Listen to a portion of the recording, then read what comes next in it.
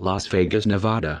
Shocking information on Stephen Paddock was recently reported which has gone completely unnoticed by the mainstream media. The report entails testimony from one of Paddock's high-priced escorts who is blowing the whistle on how a prostitute who met with the deranged shooter just before the massacre has since gone missing, and noted how Paddock thought he was under the control of the government. The escort was reported missing by her boyfriend just after the shooting, and now, a former escort who once dated Paddock is speaking out about the sheer insanity involved in this case. She was telling girls after work that she was scared something would happen to her, claimed former escort Michaela, whose full name is being withheld to protect her identity. She was booked the day before or the day of the shooting before she disappeared. As was widely reported after the shooting, Stephen Paddock allegedly acted out depraved torture fantasies with the escorts, paying them upwards of $6,000 an hour to tie them up and pretend to rape them. In a text message to the escort, the killer boasted about how he was born bad and had the bad streak is in my blood thanks to his bank robber dad.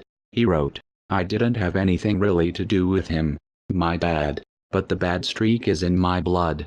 I was born bad." Indeed he was. One quote from a Las Vegas prostitute tied Paddock to a group of people who questioned the U.S. government. The 27-year-old woman said Paddock, 64, would often rant about conspiracy theories including how 9/11 was orchestrated by the U.S. government. Now, however, thanks to testimony from Michaela, who has since moved out of the country, things have gotten even stranger.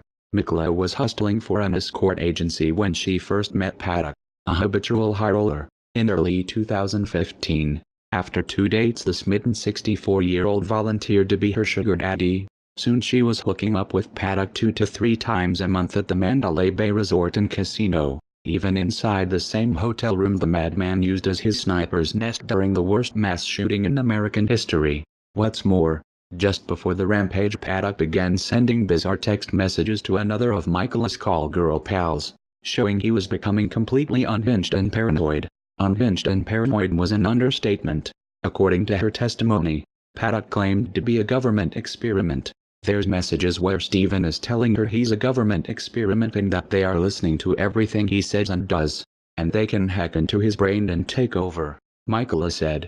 While these alleged texts may or may not have occurred, the fact remains that Paddock did reportedly act out very strange fantasies with prostitutes and was on record in the press as having mentioned government conspiracies. It is also important to note that documents revealed that the CIA planned for and participated in influencing human behavior with electronic signals like Paddock was alluding to. In one of the more ominous documents released in the JFK files, titled Commission on CIA Activities Within the United States, the CIA admits to numerous campaigns of propaganda and public deception. One bullet, in particular, deals with the CIA's involvement and research on techniques for influencing human behavior and on methods of protecting agency personnel against hostile use of drugs or brain-working techniques. As if attempting to influence individual human behavior wasn't threatening enough, the same bullet point mentions the testing of equipment measuring physiological responses in human subjects.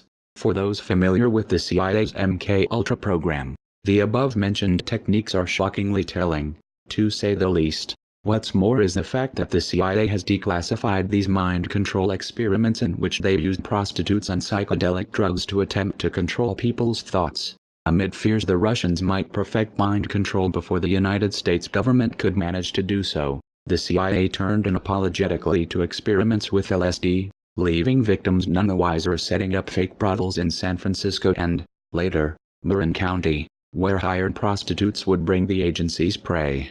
The unremarkable men of the lowered and working classes who would be unlikely to retaliate if anything went awry.